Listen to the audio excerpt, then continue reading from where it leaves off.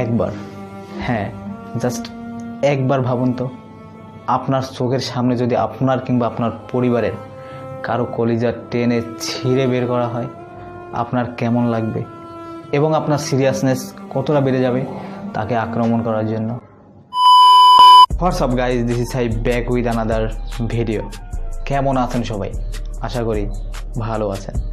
তো টাইটেল এবং থাম্বনেল দেখে আপনারা বুঝতেই পেরেছেন আজকের ভিডিওতে আমি কাকে রোস্ট করব। বাট এটি কোনো রোস্টিং ভিডিও না, এটি হচ্ছে একটি এক্সপোজিং ভিডিও এবং এই ভিডিওটি আপনাদের শেষ পর্যন্তই দেখতে হবে, কারণ আজকের ভিডিওতে আমি যাকে নিয়ে কথা বলবো সেই নাস্তিক সিবাতুল্লাহ আপনার, আমার এবং পুরো মুসলমানদের কলিজায় আঘাত দিয়েছে এবং তিনি মুসলমানদের একমাত্র ধর্মগ্রন্থ আল কোরআনের পাতা ছিঁড়ে টয়লেটে ফেলেছেন, এমনকি তিনি জুতা দিয়েও মেরেছেন। বাট সিবাতুল্লাহর এই দুঃসাহসিক কাজের নেপথ্যে কে এবং কে তাকে উস্কে দিচ্ছে মুসলমানদের একমাত্র ধর্মগ্রন্থ এবং মুসলমানদের ধর্ম নিয়ে খেলা করার জন্য, সব কিছুই থাকছে পুরো ভিডিওতে। আর হ্যাঁ, পুরো ভিডিওটি দেখবেন।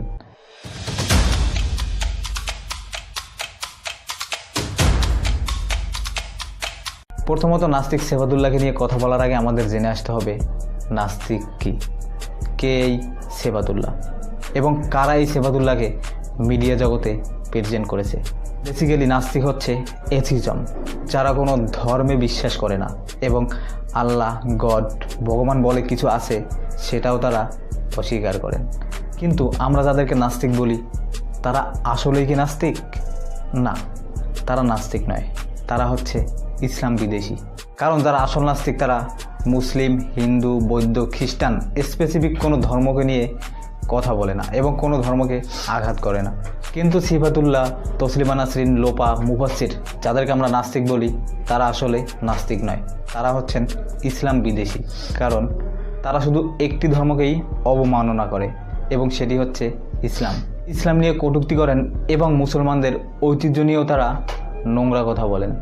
বাট তাদেরকে এই ধরনের নোংরা কথা বলার সাহস কিন্তু আমরাই দিয়েছি।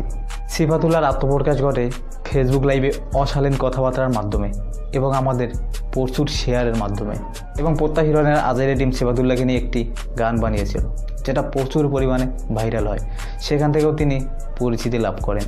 আমি প্রত্যাহিরণকে অসংখ্য ধন্যবাদ জানাচ্ছি, কারণ তার ইউটিউব চ্যানেল থেকে ওই গানটি রিমুভ করে দিয়েছেন এবং ফেসবুক লাইভে এসে প্রত্যাহিরণ কথাও বলেছেন। ওকে যেন আমাদের নেক্সট জেনারেশন না চিনি, হ্যাঁ। তো আমরা চাই যে এই সকল কিছু আমরা রিমুভ করে দিই। আমি অলরেডি আমাদের মদ খা গানটা রিমুভ করে দিছি ইউটিউব থেকে। ইউটিউবে আপাতত এই গান নেই, আপাতত কি আর কোনোদিনও হয়তো আসবে না। তো আমরা চাই যে আমার মতো আপনারাও ওইসব গানগুলো, ওইসব পোস্টগুলো সব রিমুভ করে দেন। প্রথমত আমিও ভেবেছিলাম সেবাতুল্লাহ একজন মেন্টালি সিক, বাট না, এই কুলাঙ্গারটা প্রতিনিয়ত একের পর এক আমাদের ধর্ম এবং কুরআন নিয়ে কটূক্তি করে যাচ্ছেন এবং অশালীন কথা বলে যাচ্ছেন। এর জন্যই আমি বলেছিলাম এরা নাস্তিক নয়, এরা হচ্ছে ইসলাম বিদেশি। 90% মুসলমানের দেশে এই কুলাঙ্গারের কীভাবে সাহস হয় ইসলামকে নিয়ে কটূক্তি করার। সো আমি মাননীয় প্রধানমন্ত্রীকে বলতে চাই এই কুলাঙ্গারটাকে দেশে এনে খুব তাড়াতাড়ি শাস্তির ব্যবস্থা করা হোক এবং আর যাতে কোনো কুলাঙ্গার আমাদের ধর্ম এবং মুসলমানদের ঐতিহ্য নিয়ে কথা বলার সাহস না পায়। সো ভিডিওটি আজ এ পর্যন্তই, দেখা হবে নেক্সট ভিডিওতে। ভিডিওটি ভালো লাগলে একটি লাইক, কমেন্ট, শেয়ার এবং সাবস্ক্রাইব করে পাশে আসা বেল বাটনটি বাজিয়ে দিবা। ধন্যবাদ।